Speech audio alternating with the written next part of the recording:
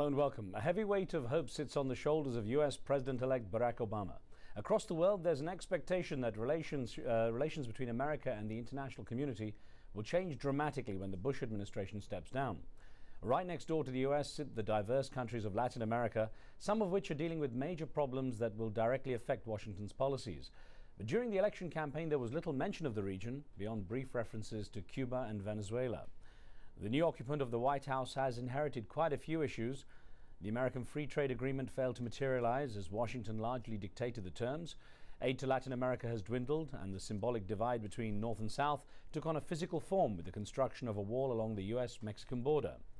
For Cuba, Obama's victory could mean the relaxation of decades-old US trade embargo and the start of normal and respectful relations. For Bolivia, led by Evo Morales, who established ties with Iran and recently expelled the US ambassador, the new US leadership could provide some common ground. Well, Argentina's President Cristina Fernández de Kirchner emphasized the different personality, discourse and approach of Obama when compared with President Bush. And Mexico's President Felipe Calderón said the Democrats were a better choice for his country because the Republicans developed a platform on immigration that was too conservative. So on today's show, we ask, what does Latin America want from an Obama presidency? Remember, you can join our conversation with your questions and comments. Log on to livestation.com/AJE. Download the software that allows you to enter the chat room and then take part. Now, we also welcome phone calls on the show too. Well, to give us some perspective on Latin America's views, I'm joined by José María Figueres, who served as the president of Costa Rica from 1994 to 1998. During that time, he created a comprehensive national sustainable development strategy. Mr. Figueres, who joins us from Madrid, is now CEO of Grupo Felipe, supporting organizations which promote development and democratic values around the world. Sir, I welcome you to the program. Good evening. Thank you so much. A pleasure, sir. Now, is Latin America back on the US map with the change in administration in Washington, D.C.? I don't think so, Riz, and I don't think we should have an expectation for Latin America to be on the front burner of U.S. international policy. Let's look at this at least from three perspectives. On the one hand, we haven't had a comprehensive strategy towards Latin America from the United States since the Alliance for Progress in the times of President Kennedy. Secondly, Latin America is coming out of 6 or 7 years of economic boom, which position it in a very strong condition to face the financial adversities which we are now beginning to face as a global community. And thirdly, the U.S. has much more pressing issues which the world is expecting it to move ahead on than to look and focus at Latin America. So I don't think it's a realistic expectation to expect that President Obama, the new U.S. administration, the first things they will do is put together a new comprehensive strategy with respect to Latin America. Having said that, Riz, there are some elements where I believe Latin America could help the United States, especially the new administration, in sending the kind of signal and message that the world wants to receive. You mentioned now in your introduction the issue that Guantanamo came up in the U.S. elections, and we know President Obama's position with respect to closing down Guantanamo as a signal that the United States comes back to the table of universal respect for human rights. I would suggest, most respectfully, that the U.S. consider going an additional step. Don't only close Guantanamo, give Guantanamo back to Cuba. It symbolizes no longer any relevant strategic importance for the United States. It will put the onus on the Cuban administration to begin to deliver and begin to be more accommodating of the needs of its own people. I believe that the U.S. could go a long way in terms of signaling the importance of education in the world of today if it financed a comprehensive program of, say, 25,000 scholarships per year for mid-career Latin Americans that would come to the United States to do their master's programs. And if you finance that by cutting down the budget by 50% of the U.S. embassies in the region, which in the time of internet and communications the way we have them are no longer needed with the staffing that they have, you would have a win-win proposition. And finally, President Baraka, if he was really ambitious, President Obama, if he was really ambitious with respect to Latin America, could relaunch what President Clinton tried to do in terms of a free trade area for the Americas. A comprehensive free trade agreement for the Americas, not only including economic issues, but as well social and environmental issues. Well, sir, I have to ask, of course, talking about Latin America as a bloc is a little disingenuous because the countries are so diverse. But if there is a common thread linking their relationship with the United States right now, what would that be? Is it the economic issue? Because, of course, that's where America's hurting the most now. I would say that most definitely is the economic issue. And there, of course, there's a lot of benefit that Latin America can derive by the U.S. in a multilateral fashion with other nations from around the world moving forward in terms of coming out of the economic slump in which we are all in.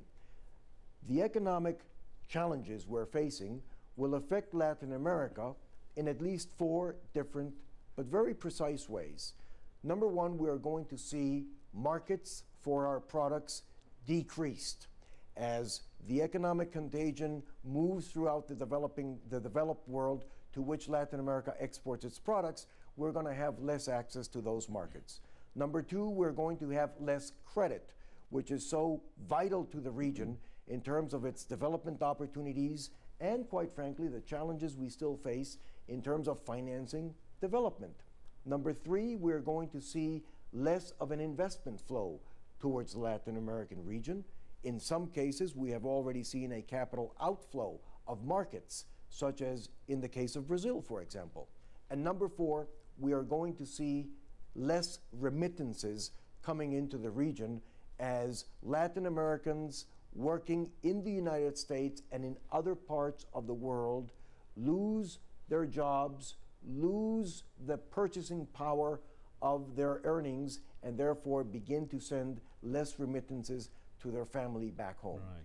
The impact of those 4 issues is significant towards Latin America. Mr. President, we had an email, if I may put it to you, that came in from London, from William in the United Kingdom, who says, China is making huge inroads in Latin America. Is this a permanent threat to Washington's influence there? Has the US lost its ability to manipulate its neighbors to the south forever?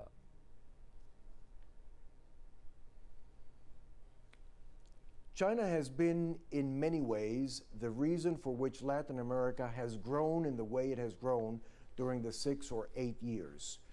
The pull of the Chinese economy, of the Indian economy, of what is going on as the world moves towards the Pacific and towards Asia, the pull on the Latin American economy in terms of our raw materials and in terms of foods has been really some of the principal engines that have spearheaded our growth in the region.